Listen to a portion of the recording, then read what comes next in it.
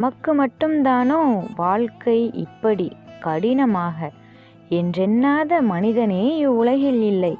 எல்லோரும் ஒரு நாள் புலம்பியிருப்போம் இறைவனிடம். எறும்பின் வடிவமோ சிறிது, அதன் உழைப்போ மலை போன்றது.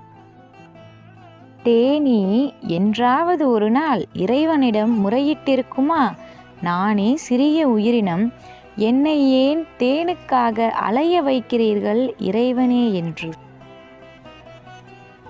நம்மை சுற்றியுள்ள சிறு உயிரினமே நமக்கு கற்றுக் கொடுக்கும் நிஜ வாழ்க்கையில். இறைவன் நம்மிடம் நானே அனைத்தையும் செய்தால் நீ எப்படி உன் வாழ்க்கையை வாழ்வதாக இருக்கும் என்று கேட்டால், அக்கேள்விக்கு பதில் எவரிடமும் இல்லை என்பதே நிதர்சனமான உண்மை. எழுந்து ஓடு உன் வெற்றி பாதையை நோக்கி. தோல்வியே வாழ்வானாலும் உன்னால் முடியும் உன் வாழ்வை வெற்றியாக்க என்ற இறைவனின் குரல் கேட்கிறதா உங்களுக்கு?